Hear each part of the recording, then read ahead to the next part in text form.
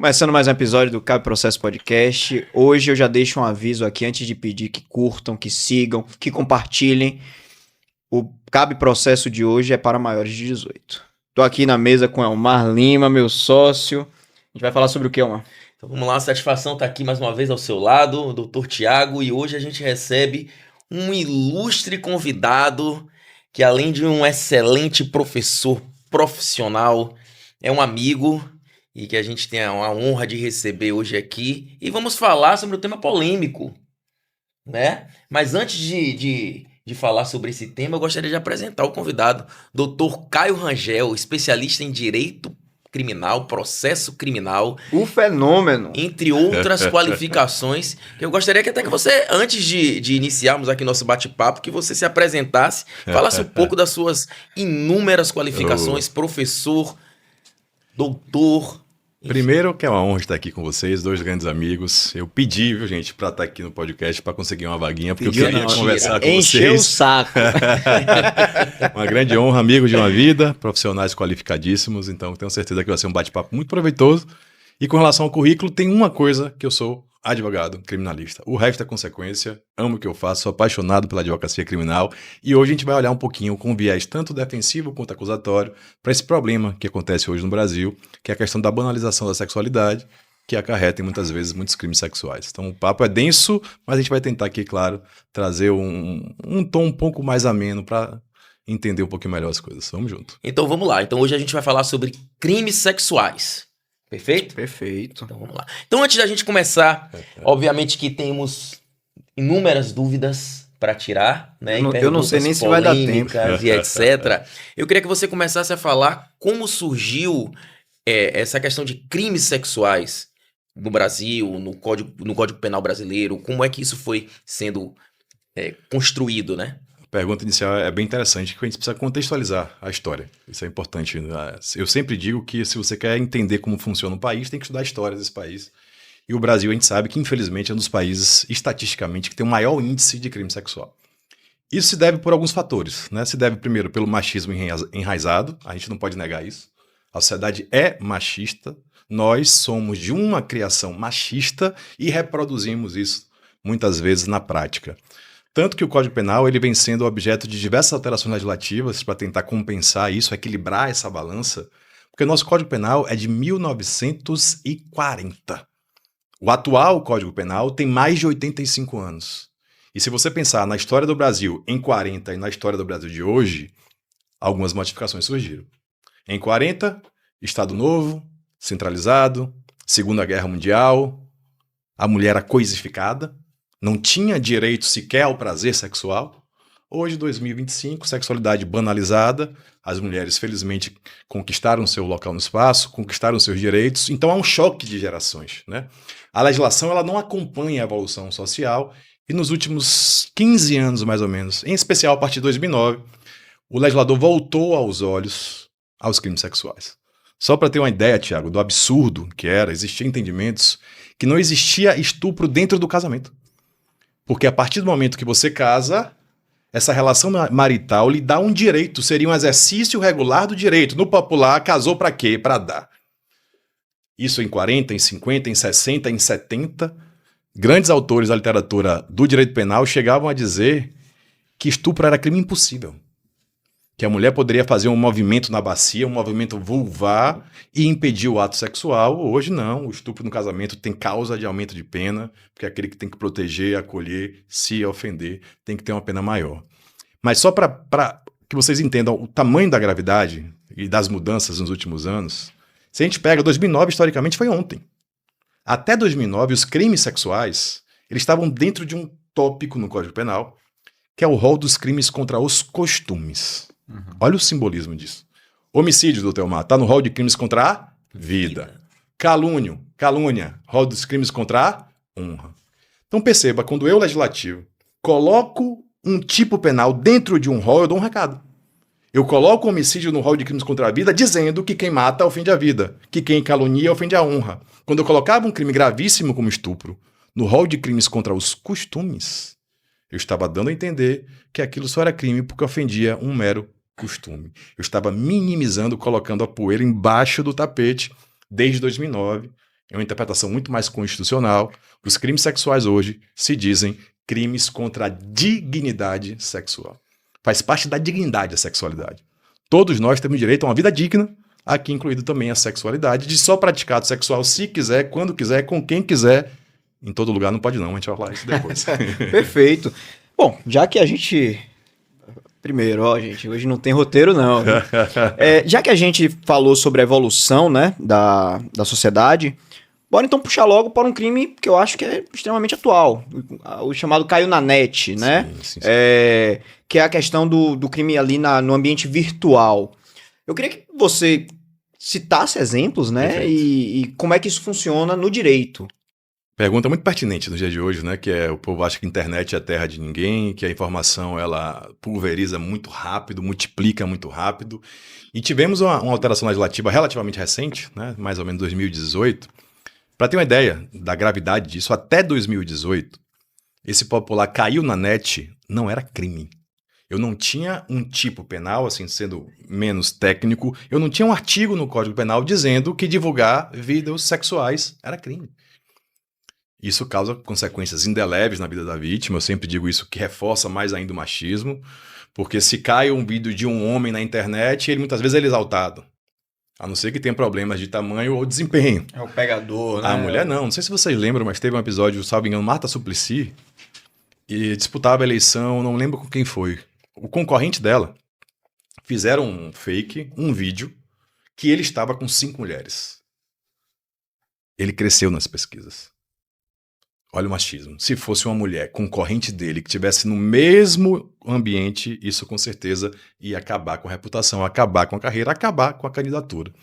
Então, em 2018, como não tinha tipo penal, os juízes tentavam enquadrar em um crime contra a honra, até tecnicamente, porque não enquadra, foram criados tipos penais específicos, tanto para quem faz o registro audiovisual sem autorização. Então, com autorização pode, óbvio. Para quem grava. Para quem grava sem autorização. E também, mais grave ainda, para quem transmite essa mensagem para um terceiro. Então, a partir do momento que você encaminha um vídeo sexual não autorizado, não consentido, para um terceiro, isso configura crime específico no Código Penal, com pena bem mais robusta, que pode chegar a 5 anos. Então não ache que você é inocente porque você enviou o videozinho ali pelo WhatsApp do que você recebeu. Também é passível de pena. Vou além, tá? A coisa é tão séria, precisa realmente ser séria, precisa ser repudiada. Se o vídeo envolver menor, o fato de armazenar, já é um tipo penal do ECA. Para proteger, claro, a intimidade, enfim, de quem está em condição peculiar de desenvolvimento. Então, se você recebeu um vídeo de um terceiro qualquer e consta no seu aparelho celular, formalmente isso é crime, mesmo que não tenha produzido, não tenha participado do ato, simplesmente por ter, simplesmente por armazenar. E ressalto, internet não é terra de ninguém. Hoje, cada vez mais, estão se aperfeiçoando os instrumentos para conseguir identificar de onde veio, para onde vai. Então, várias pessoas que achavam que estavam protegidas sob o manto da internet já estão sendo processadas como deve ser. E vou além. Esses crimes, se acontecem em redes sociais, a pena é triplicada. Dada a gravidade, a quantidade de delitos que acontece, que o legislador aumentou a pena. E é justo, não vai nem para o juizado especial criminal, via de regra. Doutor Caio, me surgiu uma dúvida ainda sobre essa questão da gravação e da transmissão. Vamos dizer que o casal resolveu se filmar. Né? Problema nenhum. Essa prática, claro. Nenhum problema. Nenhum, já ouvi falar. Bom, mas ele ou ela resolve transmitir esse vídeo. Sem autorização do outro. Sem autorização. Perfeito. Aí não há problema na gravação, mas o problema seria na transmissão. Isso, exatamente. A gravação em si, consentida, maiores capazes, tem essa possibilidade, essa disponibilidade. Então, quem quiser gravar, pode gravar. Um ato seu, de um terceiro, consentido, sem problema nenhum, se o terceiro souber também. Mas a partir do momento que acontece muito isso, que o indivíduo ele divulga sem autorização, isso acarreta um crime de relativa gravidade dentro do Código Penal. Muitas vezes o cidadão vai num motel com a mulher, se aproveita que ela está dormindo, faz um vídeo ou faz um ato sexual consentido e depois divulga. Isso é crime sim, e cada vez mais vem acontecendo, principalmente, já deve ter ouvido falar, a questão da pornografia de vingança. Velho. É um tema importante. Casal tem uma relação, acaba a relação sexual, acaba a relação do casal, a cidadã não quer mais nada com cabra, O cabra tá apaixonado pela cidadã. O que é que ele faz? Ele usa esses Vai no vídeos acervo de para vídeo. ameaçar, Chantagear. chantagear. Isso pode enquadrar em um sem número de crimes, ainda tem causa de aumento de Então pena. me perdoe a minha ignorância, doutor Caio. Então existem 2 crimes aí, diante do que Thiago falou, só pegando esse gancho. Gravar sem permissão Isso. e divulgar também. 216B, 218C do Então Código são Penal. 2 crimes diferentes. Então a pessoa diz, eu gravei sem a permissão, mas não divulguei. Crime do mesmo jeito. É crime do mesmo jeito. Perfeito. E aí tem até uma discussão jurisprudencial, sem querer ser muito técnico, se poderia acumular os 2 crimes, né? Entende-se que poderia acumular para muitos, porque são momentos consumativos diferentes. Eu filmei sem autorização e eu divulguei sem autorização. Então a primeira corrente seria na linha de ser possível 2 crimes, e tem uma linha mais defensiva que entende que não, que o primeiro seria um meio para o segundo, Perfeito. e pelo princípio da consunção, o fim absorve o crime meio, entende? E aí eu vou um pouco mais além. Já que você pegou você falou sobre o armazenamento. Isso. Quem armazenou? Olha a pergunta que eu vou fazer meio. Quem armazenou? Cometeu o crime, Sim, correto? correto. Cometeu o crime. Se de fato assistiu, se de fato baixou o vídeo, se de fato numa linha defensiva, né? Pronto, De vamos que lá. maneira esse crime do armazenamento é consumado? Em Isso. que momento? Primeiro, o armazenamento só vai ser crime se for menor, tá? Se for ato de maior, quem gravou, Muito quem bom. repassou é crime, quem armazenou não tem essa figura típica. Mas se envolver menor, pela teoria pelo menos, são vários verbos no tipo penal, você manter formalmente é crime. Mas claro que uma linha defensiva, a gente pode trabalhar com a questão principiológica, né? O direito penal, ele é a última ratio. O direito penal, ele só deve atuar se há alguém atingido. Então, se o indivíduo consegue comprovar que, embora tenha recebido e automaticamente, por exemplo, baixou no WhatsApp, ele tem uma linha defensiva sólida, se ele comprova que ele não assistiu ou não gravou o vídeo dolosamente. Mas é um grande risco. Porque, querendo ou não, a materialidade é comprovada. O vídeo está armazenado no seu celular. Perfeitamente. E é crime do ECA.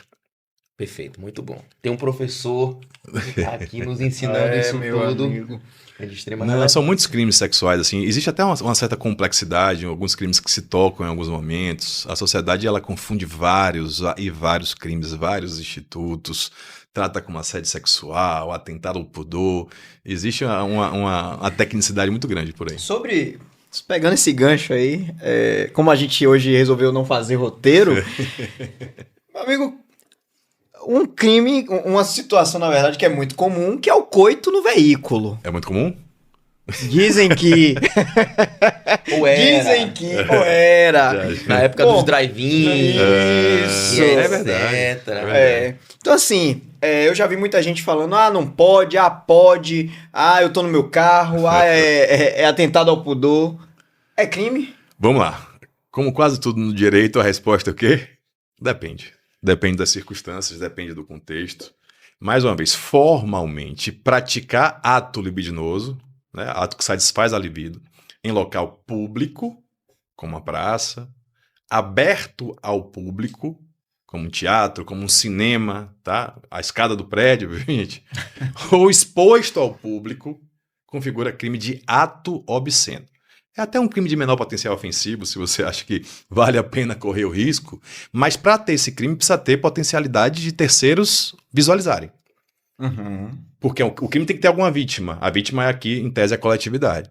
Então, a princípio, praticar um ato sexual em local público ou exposto ao público, como seria um veículo no estacionamento ou na orla, em determinados lugares da cidade, formalmente seria o crime de ato obsceno. Muita gente confunde ato obsceno com atentado ao pudor. Não existe no Brasil crime chamado atentado ao pudor. Perfeito. O cara que anda nu na rua correndo, o Elmar quis dar uma corrida nu, À vontade. à vontade, tranquilo, naturista. Isso não é crime de atentado ao pudor, isso é crime de ato obsceno. Só que tem umas peculiaridades interessantes, né? Tudo vai depender dos costumes da região.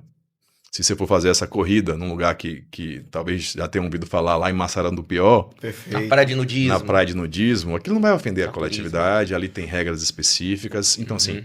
a gente tem que aprender que para algo ser crime, não basta estar na lei. Tem que, na prática, ofender ou colocar em risco um bem jurídico de outra pessoa.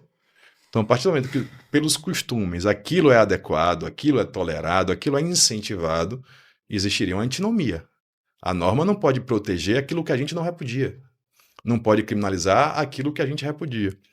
Mas voltando aí à questão do carro, que é interessante, você que está em casa, formalmente é crime, há o risco, mas se a gente for pensar em linhas defensivas, o sujeito que coloca um vidro fumê, que o barulho não é excessivo para ouvir, Que a movimentação não é uma tão movimentação, assintosa. mas na teoria, se tiver a potencialidade de terceiros visualizarem, já configura um crime, que é um crime de perigo. Entendi. Então, você me falou sobre... Tá parecendo mais consulta do que... isso, tá parecendo sim, uma consulta. por favor. Como foi ele que insistiu pra estar aqui? Eu me sinto à vontade. A gente já tá aproveitando a oportunidade para tirar algumas dúvidas. Claro. Então, vamos lá. Mas a dúvida não era minha, não. É de terceiros. Tudo bem. Chegou no salário, não foi? Um amigo meu, Uhum. você me falou sobre a tecnicidade, né? Sobre, às vezes, tipificar um ato que não é crime, ou então Ali é muito existir tênue. uma mistura ali, né? Até pelo senso comum, né? Às vezes a gente vê até em propagandas, Perfeito. né? O que não é tipo penal, não se enquadra naquele momento. E nessa linha, eu queria que você falasse um pouco sobre assédio sexual, Interessante. né? Que acontece não só no ambiente de trabalho, mas também às vezes na casa do indivíduo, porque hoje em dia a maioria das pessoas entendem que o assédio sexual às vezes é uma prática que não é Tecnicamente. Né? tecnicamente o assédio, não é isso? Perfeito, perfeito. Eu aprendi muito com o senhor, então eu gostaria que você explicasse também. Já um pouco palestramos pras juntos pessoas. sobre esse Exatamente. tema. Primeiro, né? Assédio sexual é meio que uma excrescência jurídica no Brasil. Por quê? Não que seja errado tipificar. A forma que foi tipificada é ruim. Se a gente pensar em assédio sexual, o país que vem em mente que isso já acontece há muito tempo é os Estados Unidos. Os Estados Unidos leva muito a sério a questão do assédio sexual. Teve o caso emblemático do então presidente Bill Clinton, que quase foi afastado pelo crime de assédio sexual. E não tinha no Brasil um artigo tipificando o assédio sexual. Não existia. Se não existia, não poderia ser crime. Só em 2001, que historicamente é ontem, o legislador copiou e colou. Pegou uma regra que era aplicável em uma sociedade diferente, no ordenamento jurídico diferente, e tentou introduzir no Brasil. É como fazer uma analogia aqui grossa, eu pegasse uma peça de um outro quebra-cabeça e tentasse inserir no meu quebra-cabeça. Não vai ser adaptável, não vai ser compatível. Então a redação do artigo 216A, e é justamente A porque veio depois da redação original, ela é muito truncada e dá margem a diversas incongruências, tanto práticas quanto jurisprudenciais. Tecnicamente falando, assédio sexual é um crime limitado. Tem que ter, primeiro, uma relação de hierarquia ou ascendência. Então, por exemplo, o empregador para um subordinado. Perfeito. Não precisa envolver a relação de trabalho hoje. O STJ já entende que qualquer relação de superioridade ou ascendência, como, por exemplo, uma relação religiosa, como, por exemplo, uma relação professor-aluno, que não é uma relação laboral. Era essa a minha Isso. dúvida. Questão laboral. É somente no ambiente de trabalho? Não. Tradicionalmente, originariamente, era considerado só relativo ao trabalho. Então, chefe, subordinado, mas hoje se interpreta a palavra ascendência no sentido de quem está acima, que tem um poder de prejudicar. Então, um professor, por exemplo, que tem o poder da caneta, se ele utiliza isso tentando obter vantagem sexual, ele comete crime, sim, de assédio sexual, mas não é o que banalizam por aí. Assédio sexual não é uma cantada, mesmo que reiterada, mesmo que inoportuna, mesmo que no ambiente de trabalho. Isso pode configurar um assédio moral, isso pode configurar um crime contra a honra, mas não um crime de assédio sexual.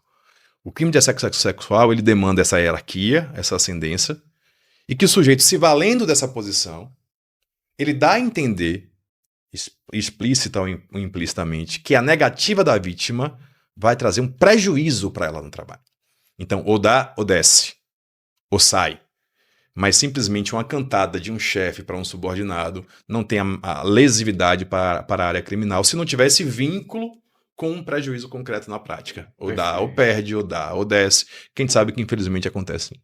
Muito bom, muito bom. E não é, como a gente fala, no carnaval me assediou. Não tem nenhuma relação de hierarquia, nenhuma relação de ascendência, pode configurar outros crimes. No ambiente familiar também a gente pode dizer que Boa. isso acontece. A jurisprudência do STJ, né, ela foi limitada. Uma discussão muito interessante é isso. O que é ascendência? Seria ascendência de parentesco também? As nossas decisões ainda se limitam a questões não familiares. Perfeito. Tá? Mas tem uma discussão maior de temor reverencial, enfim. Mas ainda estamos começando a discutir crime sexual no Brasil. E o assédio sexual, por incrível que pareça, é um crime de menor potencial ofensivo. A pena é baixíssima.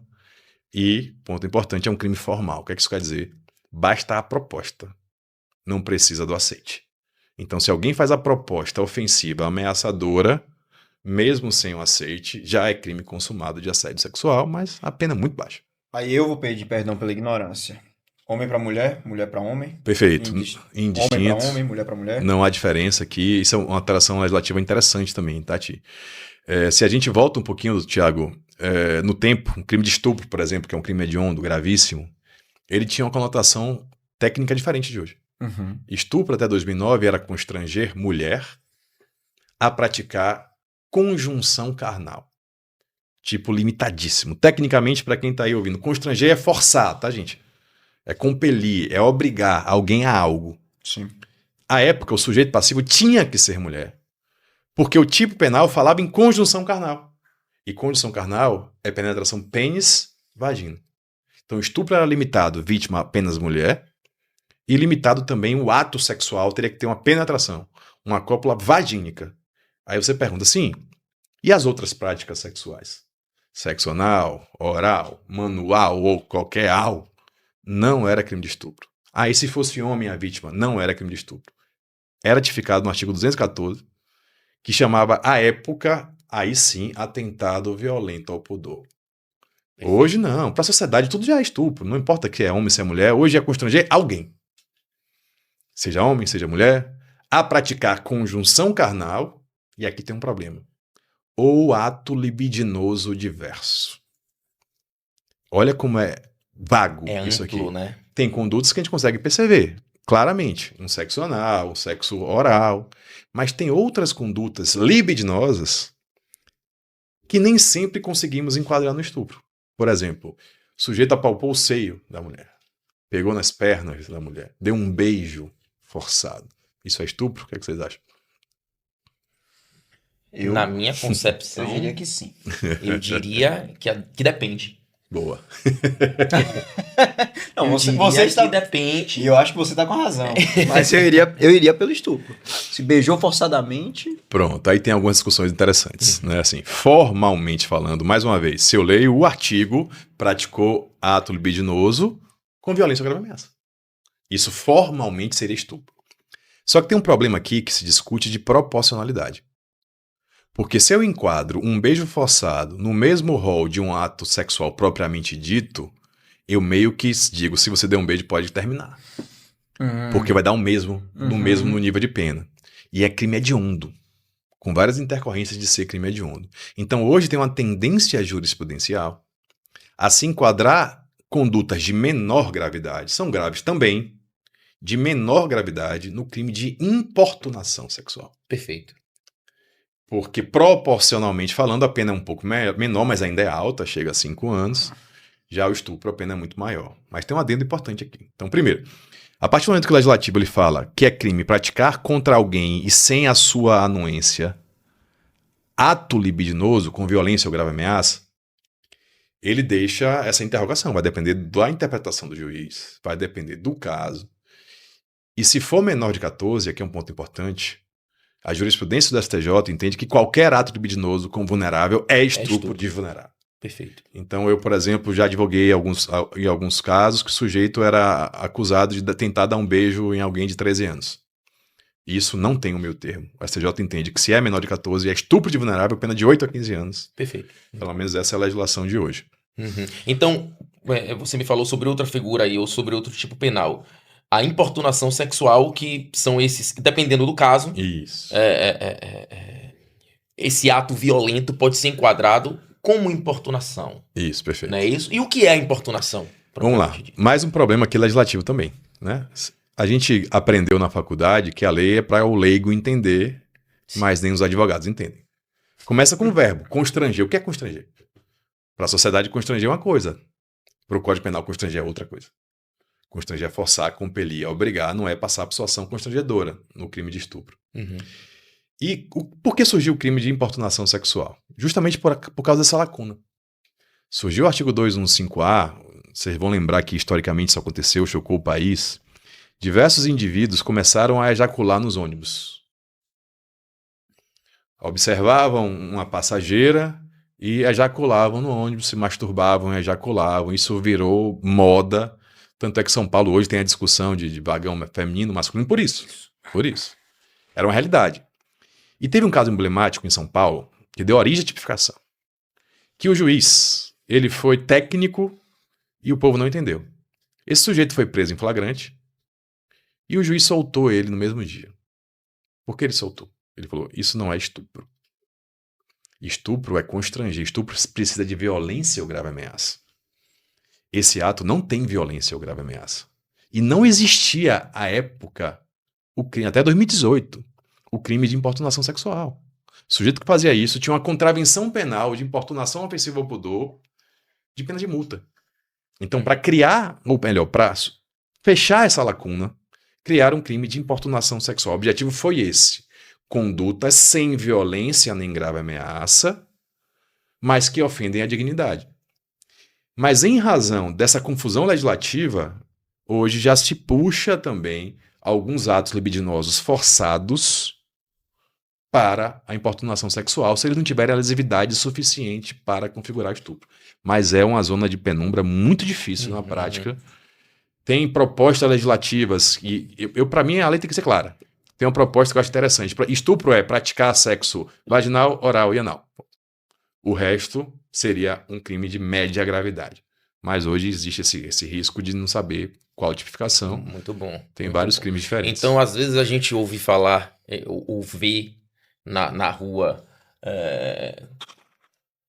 a prática, diga não à prática do assédio, que muitas vezes não é assédio. Propaganda de carnaval, às vezes é importunação sexual, estou correto? Perfeito. Essas propagandas do carnaval, você em casa já deve ter visto. Assédio é crime, denuncie. Assédio é crime, denuncie. Mas não ocorre nesse ambiente de carnaval. O sujeito está lá num bloco, pega nas nádegas da cidadã, o cara que dá um mata-leão e dá um beijo, isso nunca foi assédio sexual. Mais uma vez, assédio sexual é um crime próprio, que demanda características específicas. Só pode ser assediador, nesse tipo penal, quem tem uma relação de hierarquia ou de ascendência. Os sujeitos que estão em um bloco, na rua, em um camarote, eles podem cometer outros crimes, como você bem citou, a importunação sexual ou o próprio estupro, tá? Mas não é crime de assédio sexual, que é muito específico, né? A sociedade confunde muito isso. E qual seria o tipo mais gravoso? O assédio ou a importunação? A importunação é bem mais grave. O assédio sexual, a pena é até desproporcional para mim, é muito baixa. A juizado especial criminal chega no máximo 2 anos, ninguém é preso por assédio sexual. Na prática é assim. Mas a importunação já é um crime de médio potencial ofensivo. Muito bom. Rapaz, você citou aí a questão dessa onda que houve, né, nos ônibus, né, principalmente hoje, lá em São Paulo, até hoje. Aí me surgiu uma dúvida, porque eu tive um caso no condomínio em que um senhor, já idoso, praticava o ato de se masturbar na sua varanda, olhando para a trabalhadora faxineira de outra unidade. Foi mesmo. E assim, eu resolvi a parte condominial, não sei nem se lhe indiquei para a parte criminal, é possível, é muito possível. Mas o que seria isso? Bacana, isso é interessante porque a gente precisa falar de teoria da tipicidade conglobante. Que diabo é isso, cara? Tipicidade conglobante. Eu tenho que primeiro olhar as regras de vizinhança, né? Se é um determinado local, se está a distância adequada de uma janela para outra, para tentar uma tese de defesa, mas é um local exposto ao público. Perfeito. Não é público, não é aberto, mas é exposto ao público. Ela ouvir. Isso, e ele também. Então, assim, se o cara tem uma casa de vidro na praia e praticar sexual, ele pode responder por crime. Então, ele pode, sim, responder por crime sexual, mesmo estando no seu próprio domicílio. Diferente, aí eu vou puxar para você, dos indivíduos que praticam ato sexual em casa, em alto e bom tom. Sim, muito comum. Isso não é crime sexual. Perfeito. E o caso do cidadão, que eu já ouvi falar também, o cara tá ali no avião, pegando um voo pra Austrália, um dia de voo, 24 horas dentro do avião, ele resolve se aliviar, achando que ninguém está vendo e alguém flagra. Crime também. Crime também, né? Não precisa ter Mesmo- o dolo de outras pessoas observarem. Basta que o ato libidinoso seja exposto a terceiros. Perfeito. É o crime de ato obsceno. É um crime pequeno, assim, do ponto de vista da gravidade da pena. Mas é crime, sim. Ato sexual é para se praticar entre quatro Mas paredes. o que eu aprendi é, se Segundo a você lei. for utilizar seu veículo para amar, vá para um milharal, vá para um lugar Isso. Vá para a sua garagem. Sua garagem, se você Não, morar em casa. sozinho, Isso, na sua é. casa, sua garagem fechada, sozinho na sua casa. Porque condomínio. Fica então a dica, né? Rapaz. Muito bom. É interessante essas discussões. Pronto, uma dúvida então que me surgiu aqui agora. Você falou de exposição ao público, né? Eu posso considerar, aí eu já tô pensando, por exemplo, nas lojas sex shop. Se eu Sim. estiver viajando muito, você me fale. Perfeito. As lojas de sex shop, você tem ali uma exposição de objetos Libidinosos. sexuais. Sexuais. Acessórios sexuais, você tem vibradores que emulam, né? Sim. O órgão genital masculino, você tem ali, enfim, uma série de apetrechos. E você pode ter ali menores transitando, pessoas que não querem se deparar com aquilo. Perfeito. E aí, isso é regulamentado? Pode? Não Cabe processo? Não Cabe processo? É crime ou não é crime? Passei lá, me escandalizei. Essa pergunta é muito comum, porque de fato tem gente que ainda, né, é mais conservador, Uhum. que não concorda com algumas práticas sexuais, enfim, cada um tem sua subjetividade. Mas é interessante registrar que nosso código é de 40, mais uma vez. Se a gente pensa em 40, a sexualidade era reprimida. Ninguém não tinha nem educação sexual nas escolas. Uhum. Hoje a sexualidade ela é banalizada. Então, à época, foi criado um tipo penal que existe até hoje. Cuidado, você que está em casa. O artigo 234, absurdamente, entendo eu pelo menos, diz que é crime ter para fins de comércio pintura, estampa ou objeto obsceno.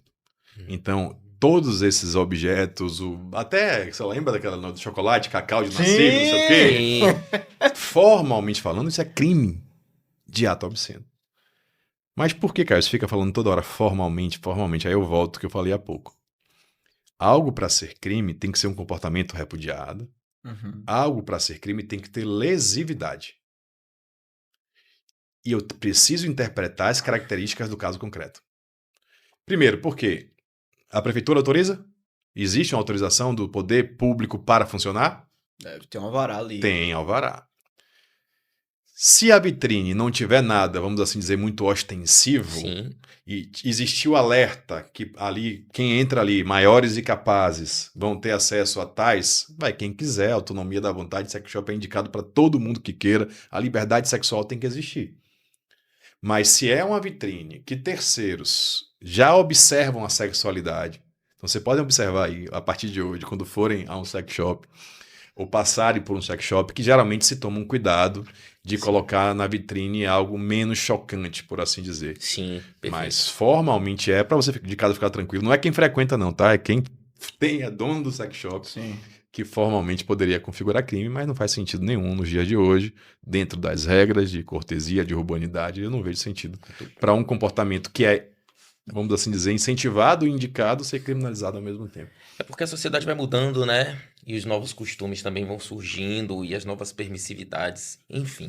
Então nós falamos aqui sobre que existem diversos tipos penais, né? Sim, Diversos sim, crimes sim, sexuais. sim. Nós falamos sobre estupro, sobre importunação sexual, sobre assédio sexual. Tem mais algum crime Tem que você vários, acha tem relevante? Tem uma coisa que... falar? Que... As casas de prazer. Sim. Sim. Vamos lá, pegar as duas perguntas em Em uma. uma. Primeiro, existe um título no Código Penal, título 6, chamado Crimes hoje contra a Dignidade Sexual, que nós temos dezenas de delitos. Até intermediação sexual não remunerada formalmente é crime do artigo 229.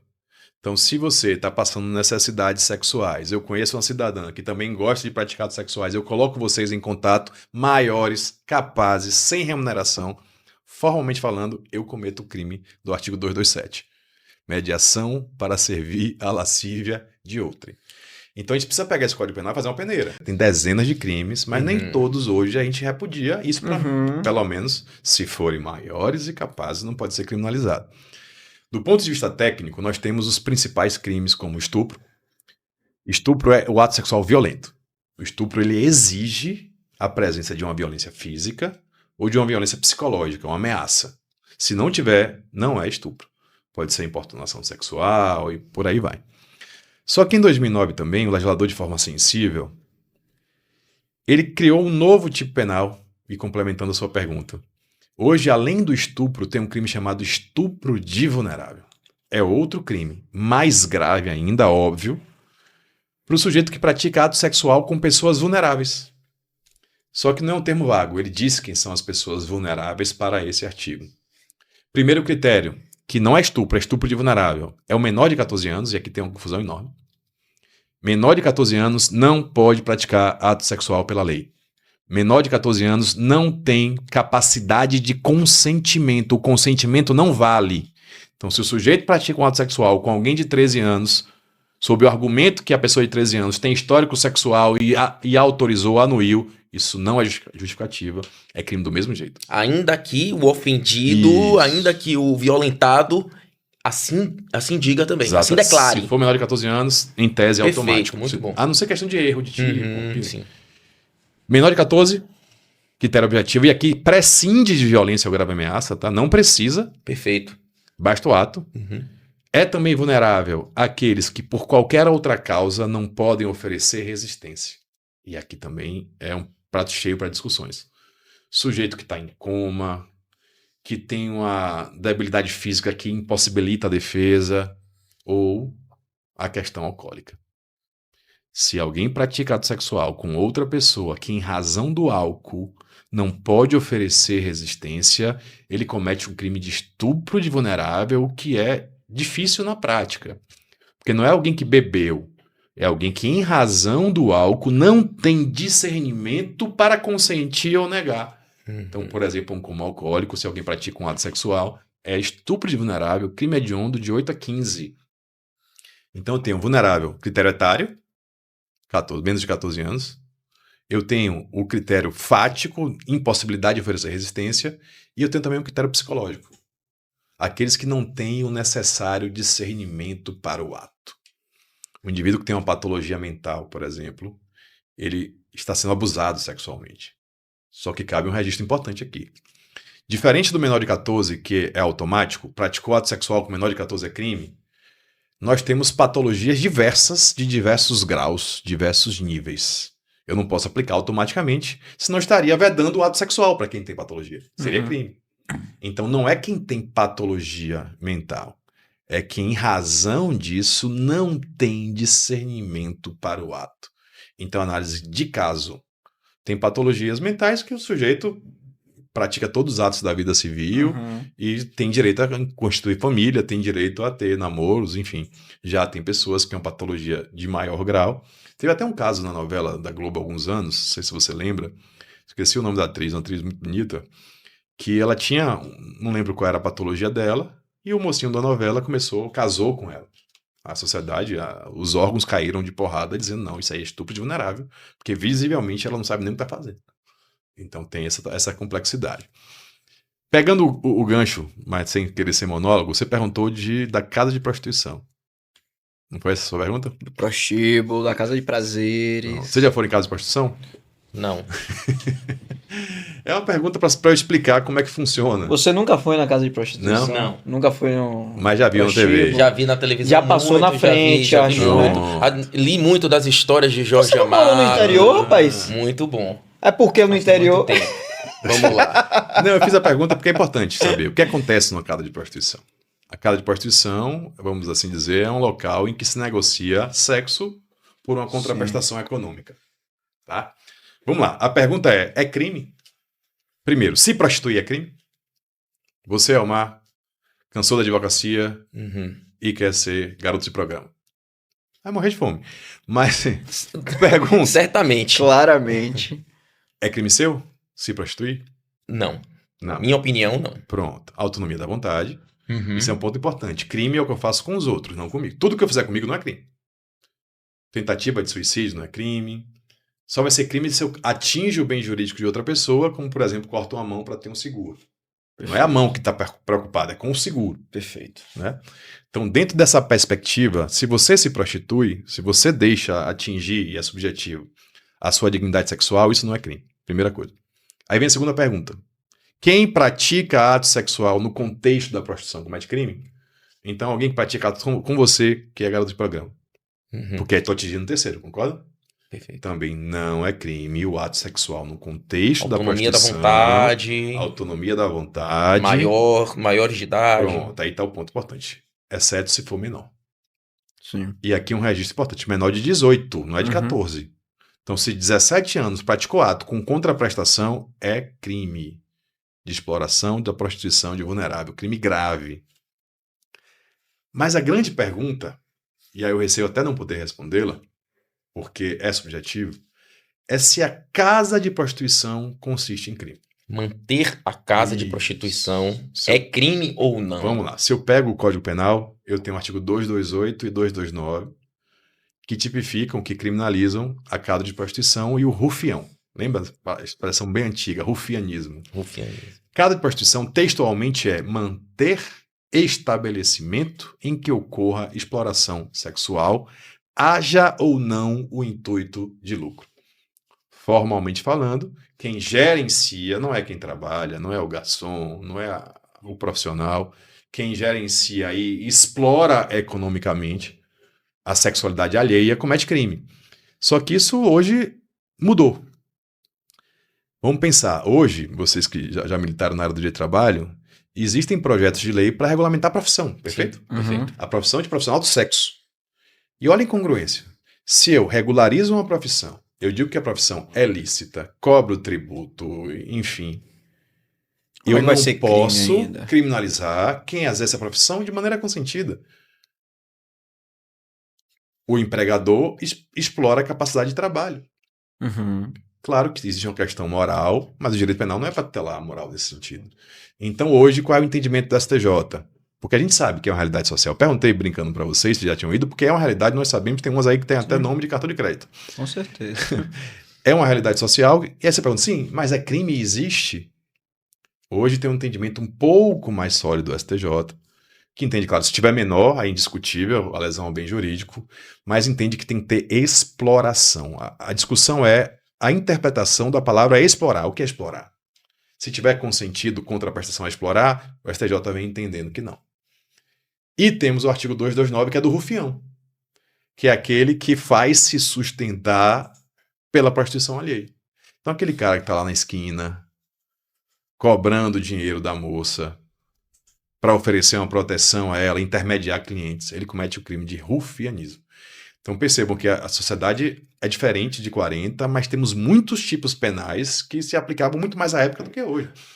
Particularmente falando, se forem maiores, capazes, tiverem autonomia da vontade, eu, Caio, juridicamente, eu não vejo nenhum tipo penal. Me perdoa a ignorância, mas o rufião, no popular, seria o cafetão.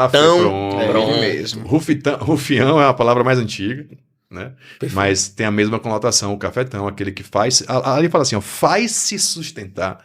Perfeito. O que dá margem a várias interpretações, né? Mas assim... Ele, na verdade, tá gerenciando o negócio. Isso, ele já Mas é contraditório. Talvez Sim. me critiquem por isso, mas se é uma profissão regulamentada, a exploração da profissão não pode ser crime.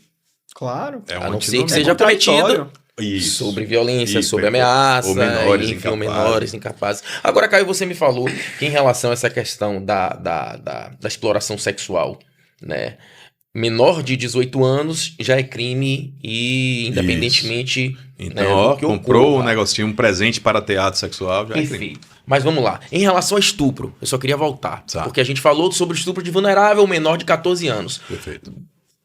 De 14 aos 18. 18 anos, como é que a lei entende? Bacana. Assim, é muito difícil o papel do legislador de delimitar um marco temporal.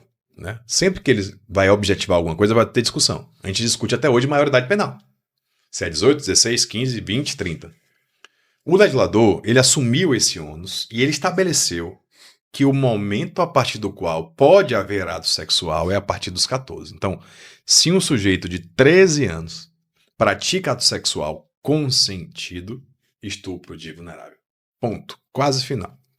No dia que ele faz 14 anos, se ele pratica um ato sexual consentido com alguém de 130, ele não comete crime. Então, muitas famílias às vezes denunciam e não conseguem registrar por isso. Descobrem que a filha ou o filho de 14, 15 anos está namorando com alguém de 40. Isso pode ser imoral, mas juridicamente falando, se não tiver contraprestação, não é crime. Então, entre 14 e 18, só se houver violência ou grave ameaça. Tal qual acima de 18. E tem um ponto, eu não vou chamar de interessante, mas juridicamente pertinente, que é quando são 2 adolescentes. Isso. Um casal de 13 anos que praticam ato sexual. Esse casal de 13 anos comete ato infracional recíproco. Porque eles são vítimas e autores ao mesmo tempo, podem responder processo. O que é, assim, a sexualidade ela é muito discutível, mas hoje a ideia é que o menor de 14 anos é vulnerável e a partir de 14 anos não é vulnerável, o que causa algumas incongruências. Vamos pensar o seguinte. O sujeito tem 19 anos e a cidadã tem 13 anos. Namoro de interior, as famílias autorizam, todo mundo feliz, ela engravida. Esse sujeito vai assumir o filho em condições normais? Se ele assumir o filho, ele assume a autoria e materialidade de um estupro de vulnerável. O hospital é obrigado a teoricamente, sim. Não é o que ocorre na prática, principalmente no interior. Não, mas né? teoricamente. Mas nesse caso, os pais, como garantidores, responderiam por estupro de vulnerável, se soubessem, incentivassem ou auxiliassem. Ele respondia por estupro de vulnerável. Você é tirar o pai da criança do seio familiar de 8 a 15 anos. O que é uma discussão que faz a jurisprudência, às vezes, oscilar. Né? Tem alguns julgamentos do STJ, de novo, praticou ato sexual com menor de 14, a lei diz que é crime. Em alguns casos, como esse, em que a diferença de idade é pequena. Eu ia fazer esse questionamento. Muito pequena, como, por exemplo, 19 para 13, 18 para 13, 5 anos a diferença. Eles fazem até analogia a Romeu e Julieta, né? De Shakespeare, Hamlet, enfim. Que foi uma tragédia, mas ele entende que essa questão de Romeu e Julieta tiraria o crime se tiver consentimento. Mas são poucas decisões nesse sentido. Isso vale, no caso desse cometimento do ato infracional, você falou 13 anos, 2 pessoas ali de 13 anos. E se um já tiver 16, 17 e o outro ainda tiver 13, é o mesmo tipo? Só que o de 13 não. Porque a vítima do de 13 não seria a vítima, porque é 17. O de 17, a de 13 seria a vítima. 13 seria a vítima. Ele praticaria... Ele praticaria... E a gente sabe que é uma realidade na sociedade. Mas ele praticaria o quê? Ele praticaria um fato análogo a estupro de vulnerável. Um fato análogo a estupro de vulnerável. Então, ainda que ele tenha 15 anos e... Isso, a partir dos 12, responde pelo ECA. A partir dos 12 vai responder. Pelo ECA. O que também é outra discussão, né? Por que 14, não 12? Se 12 é o ECA... O legislador precisava de um marco, né? É muito difícil você julgar caso a caso. Mas a sexualidade, assim, tem muita coisa para se discutir nesse sentido, porque existe uma cultura em determinados locais que alega-se até erro de proibição, as pessoas às vezes não sabem e acham que estão praticando o ato sexual se houver consentimento, que não tem problema nenhum, isso formalmente é crime. Teu, eu tenho uma dúvida aqui meio escatológica. Vai surgindo.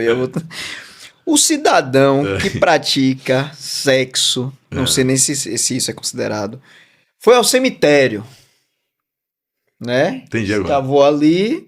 Pergunta importante. E... Acontece. Lugar público com um defunto.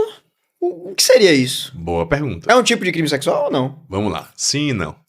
É crime, mas não é sexual, tecnicamente falando. Certo. Né? O vilipêndio a cadáver Sim. tem um tipo penal específico. O sujeito que tem... É uma parafilia, parafilia são distúrbios sexuais, chamada necrofilia. É o sujeito que tem atração sexual por mortos. Tivemos casos em Salvador já.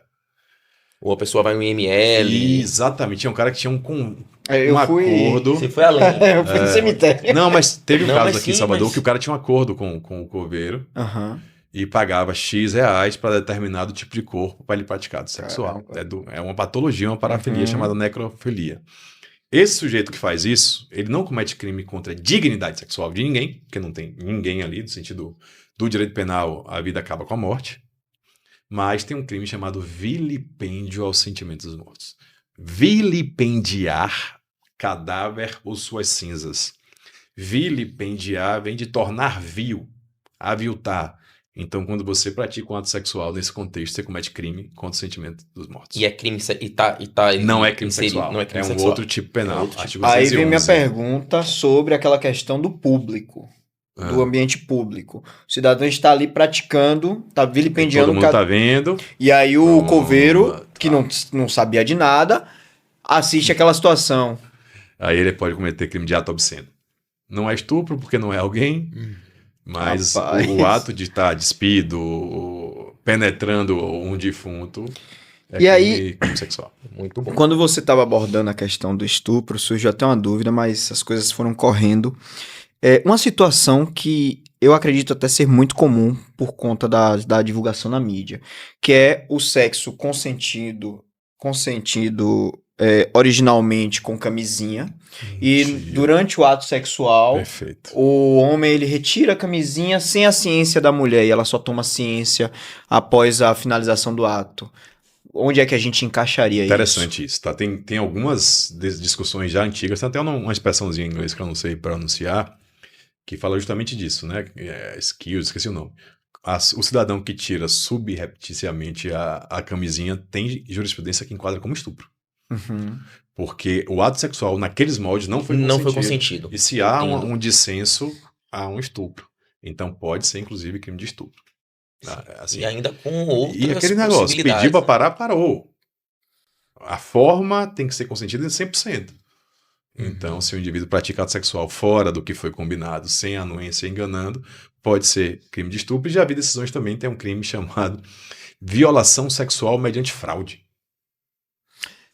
Já ouviu falar nisso? Já. Na verdade, eu ia estender um pouquinho a pergunta. Vá. Né? Aquele caso que foi outra campanha que eu vi há pouco tempo, que na verdade, foi uma discussão sobre dizer não, o medo das mulheres de dizer não, né? Perfeito. Que o homem promete sempre alguma coisa, olha, a gente só vai até aqui, né? Ou eu não vou ejacular dentro de você, a gente vai transar e eu vou... Então, isso também pode se caracterizar como um crime? Pode, se tiver dolo, tá? Crime Sim. sexual é um crime doloso. Não, claro. Né? O indivíduo não conseguiu segurar, enfim, o fez de Sim. propósito pode configurar sim. O consentimento ele tem que ser total e irrestrito para o ato em si. Então, a partir do momento que não há um consentimento para atos específicos, isso começa a virar um crime sexual, sim. Isso veio mudando ao longo do tempo, né? Essa questão da negativa. Sim. Hoje, apenas o não... Pronto, vamos lá. É muito sensível, na prática, os processos de crimes sexuais. Sensível para todo mundo. É questão probatória, né? A questão probatória é difícil. Para a vítima ou suposta vítima é difícil. Para o autor ou suposto autor é difícil. Para o advogado é dificílimo. Primeiro, que via de regra, se forem menores, o depoimento é diferente. É uma técnica de depoimento especial com facilitador. O advogado ele não faz pergunta direto para evitar a revitimização, o que fica muito difícil para a defesa também.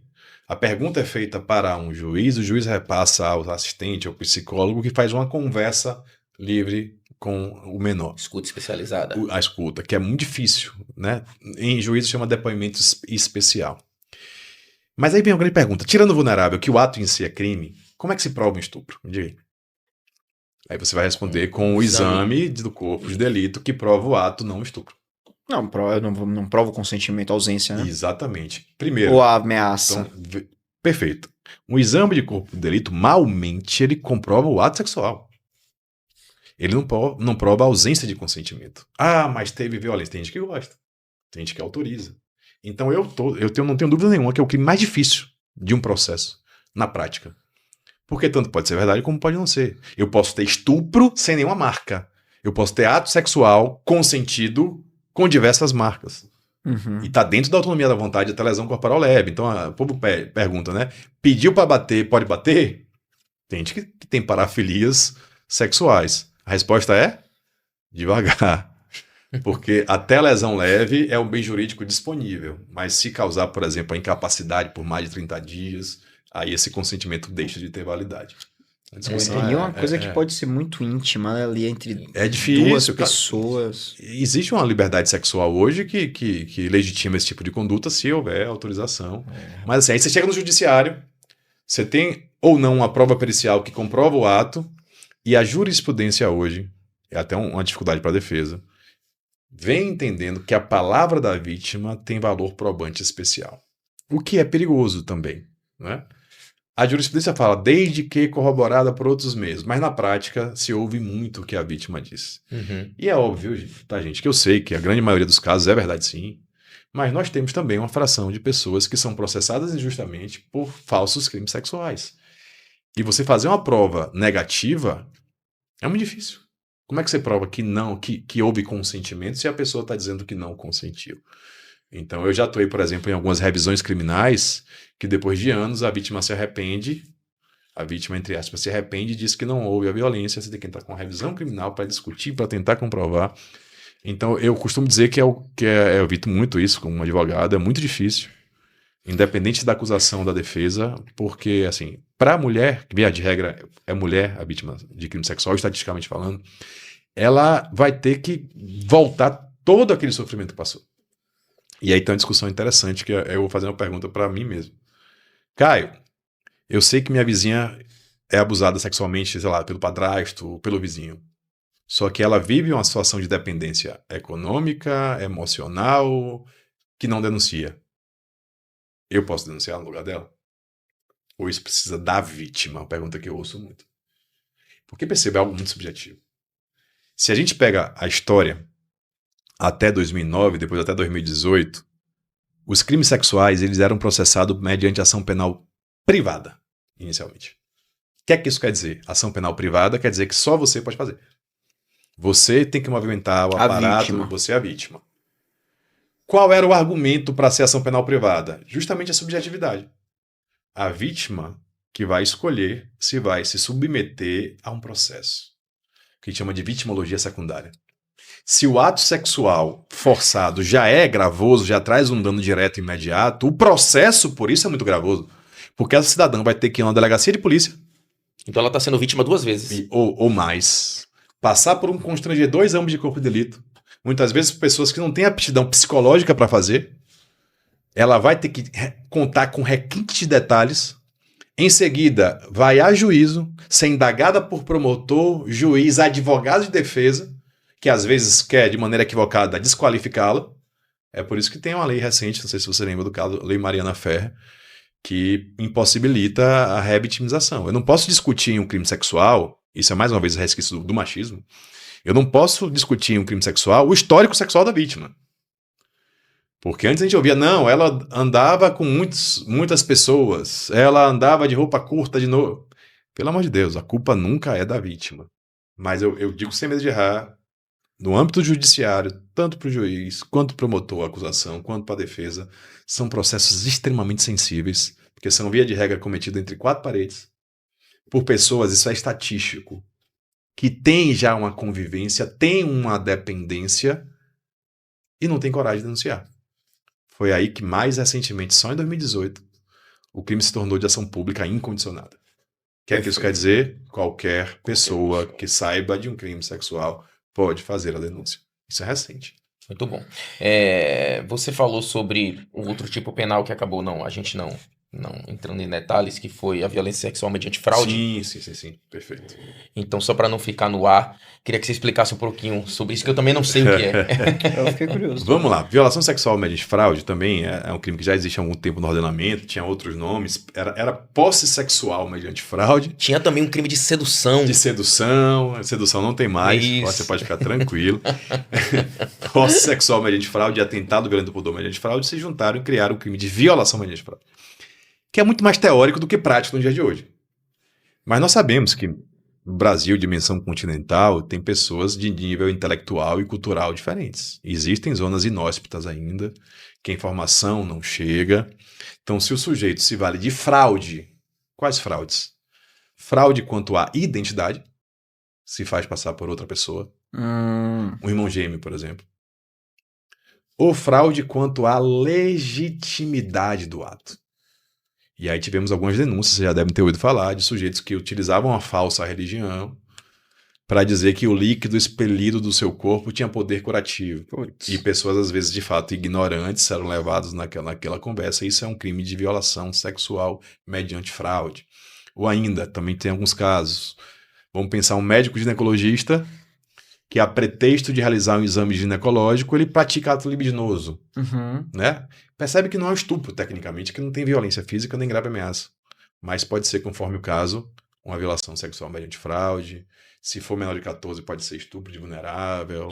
Você não pode considerar essa, digamos, a introdução dos dedos, enfim, a violência física. Porque assim, a pessoa autorizou a introdução. Entendi. A discussão é Perfeito, um pouco maior. Entendi. Autorizou achando que era uma outra coisa. Houve o consentimento, mas sob Foi outra... enganada, Foi né? uma Foi fraude. enganada. É o estelionato sexual. E tem um ponto interessante para falar. Não, diga. Vamos supor o seguinte, o sujeito é casado, tem uma amante, eu quero saber a opinião de vocês, e engana essa amante, diz que é solteiro. Mas cada pergunta difícil que esse cara resolveu fazer. Esse mais indivíduo difícil. pratica a O violação convidado sexual especialista é mediante você. fraude? Eu pergunto porque a jurisprudência ela não é uníssona nesse sentido, tá? Para mim, respeito à opinião diversa, não é crime.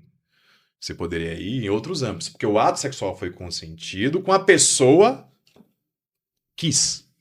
Para mim não é violação sexual mediante fraude, mas tem decisões nesse sentido. Sim. Se o sujeito falseia circunstâncias da sua vida, Meu amigo. ele pode responder pela violação. Eu Tomem discordo cuidado. tecnicamente. Interessante. Tem que Então, tomar cuidado. Tem que tomar cuidado, viu? É a responsabilidade afetiva, Mar. É. Emocional. Eu quero fazer duas perguntas aqui. Eu não sei se a gente tem tempo ainda. Se tiver, mas são duas perguntas extremamente delicadas. A primeira é a seguinte: o cidadão que promete mundos e fundos à sua parceira, que diz que vai passar a noite acordado, que vai fazer ela feliz, que vai fazer acontecer. Que ele prometeu tudo e entregou nada. É o furacão É que esse? virou. Isso, que virou assobio. Então quem seria? Isso se encaixa de alguma forma, ela pode denunciar, pode ir na delegacia registrar um boletim de ocorrência contra o cidadão. As falsas promessas, eu acho que podem ter Isso. uma relevância jurídica, mas além da vergonha do cidadão, ele poderia, talvez, não sei a opinião de vocês, responder um processo civil, né? Por quebra da expectativa, criminalmente falando, brincadeiras à parte, ele estaria ileso. Coitado.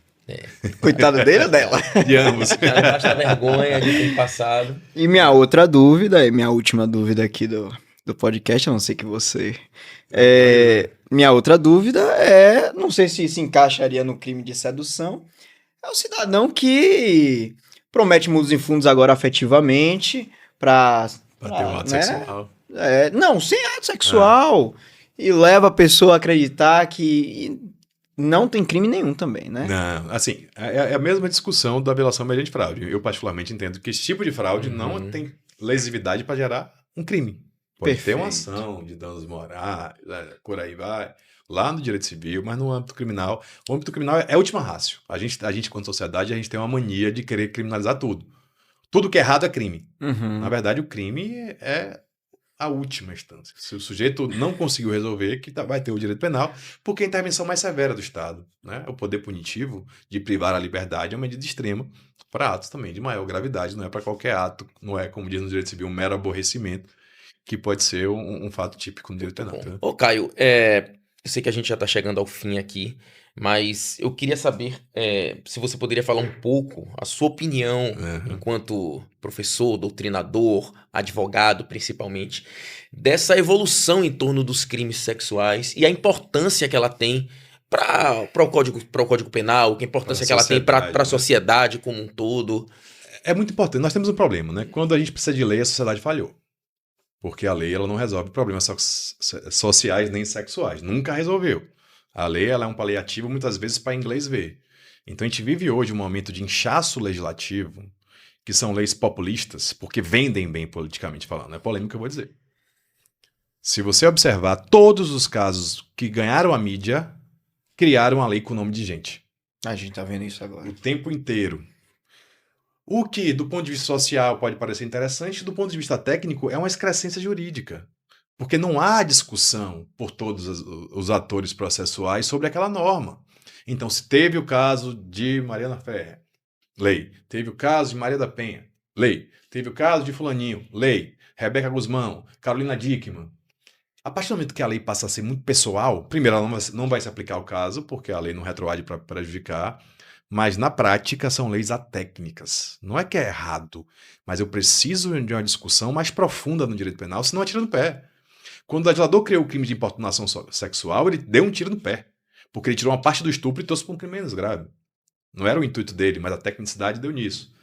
Mas assim, eu vejo com bons olhos, em geral, as alterações legislativas. Se a gente pega Lá, quando o código foi criado em 40, o machismo ainda mais forte do que é hoje, a gente via aquelas minisséries, né? Desde que eu vou lhe usar, a mulher era um objeto sexual, a mulher não tinha autonomia sexual, devia servir o marido.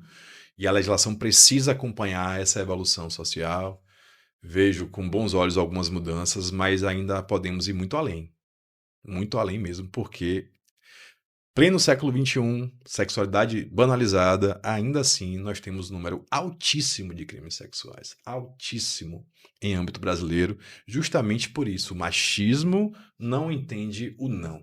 O homem, e nós temos criações machistas, sim, devemos lutar todos os dias de forma hercúlea para não reproduzir esse machismo para frente. E isso realmente é uma guerra que demanda tempo, né? São de gerações para gerações. Mas eu acho que futuro jurídico pode ser um pouco melhor. Muito bom. Meu amigo, se só o crimes sexuais a gente já tá com essa aula, vai ter que voltar aqui outras vezes para falar de outras Eu coisas. vou me convidar, meu querido. Um dia que tiver uma baguinha aí, alguém Não, faltar, eu brinquei venho. que você insistiu, mas na verdade a gente é que Não, eu Insistiu também muito, e para achar um horário na agenda do homem é tá. difícil. Não, é uma grande difícil. honra, de verdade mesmo. Primeiro, feliz por participar desse projeto. Um projeto que tem tudo para dar certo. Um projeto que está muito bem feito e visa informar a população, que é o destinatário da norma. A gente está aqui informando para quem está em casa, quem está assistindo, entender o que é que pode ser feito e o que é que não pode ser feito. Perfeito. Porque a partir do momento que eu não divulgo o que é crime e o que não é, isso não causa o efeito preventivo. E o direito penal, por incrível que pareça, ele não é repressivo. O direito penal não é para punir, é para prevenir. Tanto é que ele ameaça a pena. Se você abre o Código Penal, não tem lá não mate. Tem lá mate 6 a 20 anos. Então, a partir do momento que as normas não chegam no conhecimento da sociedade em geral, elas não têm o seu intuito principal, que é prevenir, que é evitar. E indivíduos praticam atos sem perceber que é criminoso. Nós falamos aqui até campanhas de governo que equivocadas. citam de forma equivocada, mas talvez de propósito, né? Porque é para alcançar as pessoas, né? Novelas também, acontece muitas tipificações erradas. Enfim, a sexualidade é uma realidade, a gente não pode fechar os olhos a isso. Existe um descompasso entre lei e sociedade que então precisamos equalizar. Meu velho, eu me sinto grato, né, de ter você aqui, de ter a oportunidade de ouvi-lo dessa forma, né? Acredito que elucidou boa parte das minhas dúvidas. Ainda tem algumas, porque são muitas, né? São muitas questões, muitas ramificações. Espero que a gente tenha a oportunidade novamente de sentar essa mesa para falar sobre outros temas. Será uma honra. Né? E não sei se a Almar ainda ficou com algum... Não fica. Eu tenho muitas dúvidas, mas muitas dúvidas minhas são sanadas diariamente com ele. Às vezes abuso, às vezes ligo, mando mensagem, por favor, me ajude nisso, me ajude naquilo. Mas para mim é uma honra estar ao lado, né, dos meus amigos aqui hoje, tendo mais essa aula, né? Não basta as aulas diárias que a gente tem com o Dr. Caio. Eu venho mais. E muito obrigado por fazer parte, por abrilhantar mais e fazer com que o nosso podcast também cresça. Você também faz parte disso e vai ser uma honra lhe receber outras vezes. Muito obrigado. Sim, só para concluir, agradecer mais uma vez, de verdade, parabenizar pela iniciativa, porque eu sei que não é fácil o trabalho que dá para montar roteiro, achar convidado, cenário, a edição. Quem está em casa não entende, para fazer isso, para ajudar a população, para a informação chegar para quem realmente precisa. Isso. E, claro, pedir licença aqui para dizer que a gente entende a gravidade dos crimes sexuais. A gente só trabalha de um modo um pouco mais lúdico para deixar a nossa conversa muito mais leve, mas de fato é uma realidade social que traz consequências indeléveis para a vítima e deve ser algo que a gente, enquanto homem, principalmente, precisa comprar essa briga para evitar que muitas vezes é fruto, de fato, do machismo que é enraizado na nossa sociedade. Tem que partir de nós também. Meu irmão, mais uma vez, muito obrigado. Gente, se gostaram daqui do conteúdo, mais uma vez, compartilhem, curtam e sigam o canal. Podcast Cabe Processo.